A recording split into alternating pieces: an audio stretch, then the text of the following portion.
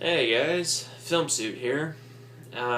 So last week I saw Moonrise Kingdom. Didn't get the chance to talk about it at all because I got sidetracked with a lot of responsibilities with the real world.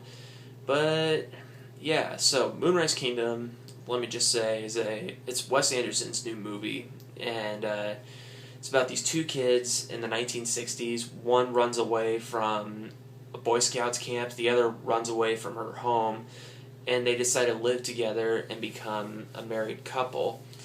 And yeah, and all the adults around them, including the girl's parents, the boy's Boy Scout leader, and the town sheriff, and a social services worker who's only credited as social services in the movie. They all go looking for the two children, and I will say the casting who they picked for this movie is brilliant and quirky and funny. Every actor you can tell is just having fun in this. I mean, you have Bruce Willis as the sheriff, Edward Norton as the Boy Scout leader, Bill Murray and Frances McDormand as the girl's parents, and Tilda Swinton as social services. Oh, and Jason Schwartzman has a cameo as another Boy Scouts leader, and Harvey Keitel also has a cameo as a chief of Boy Scouts. And Bob Balaban, he's not really that well known. I don't want to bother going to explain what he's been in, but he's the narrator of the movie, and you could tell they're having a great time. Wes Anderson, he just lets his cast do whatever, and that's what's great about watching his movies. And plus, Wes Anderson's visual style in this was unique. It was definitely one of the most original visual styles in a movie I've seen. Like, he uses a lot of track shots, where it goes like this. Think scroll and play video games. Yeah, that's a track shot. Like, he just does that a lot. And he also does a thing where he focuses on, let's say you're in a room, he focuses on one wall where one character is, then he quickly pans over, whip pan, to another character at another side of the room, and then another, and so on. And he does this throughout the movie, and his color scheme is gorgeous. And I will say, though, his cinematography gets kind of boring after a while. I mean, it seems like all he knows how to do is, granted, it's a great visual style, it seems like that's all he does. He kind of overkills on it and relies on it as his main source of cinematography.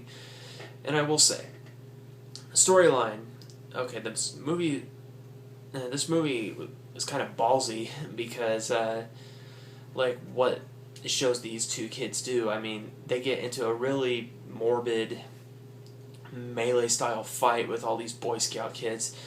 It's kind of dark yet kind of hilarious to watch, to see a bunch of kids charge at other kids with an axe, a BB gun, a dirt bike. They practically reenact the Road Warrior out in the middle of the woods, just fighting with all these random weapons. And so yeah, that was pretty fun. However, one thing that seriously got under my skin and made me uncomfortable, I mean, I understand what Wes Anderson is trying to do here, but he kind of overdoes it on having the two main characters, the two kids, have too much screen time in their bra and panties or in their boxers. And he also kind of has a really uncomfortable scene where they make out and they try French kissing for the first time, and it was so, I understand what Wes Anderson was doing here. He was trying to be bold, and at the same time he was trying to give us a romantic comedy we hadn't seen, but it was just, it's uncomfortable watching little kids experiment like that on camera. I mean, I'm surprised the movie got rated PG-13 for that, and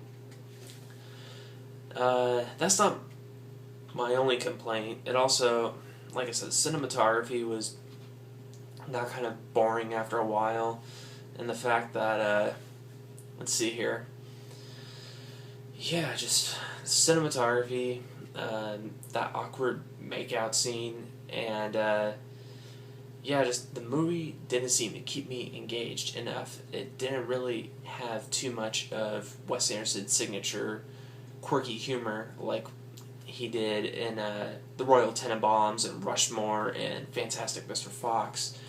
This movie just, I guess I expected so much after loving those three that this movie is hyped to be Wes Anderson's masterpiece, and I was kind of expecting this to top them, but I really just, I liked it, but I feel like it could have been so much more than it turned out to be. Well, I would say that my overall grade for it,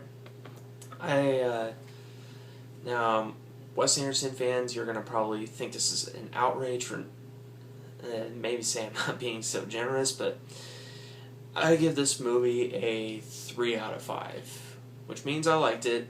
Remember, my grading system is just like Netflix: 5 for love, 4 for really like, etc. and so on.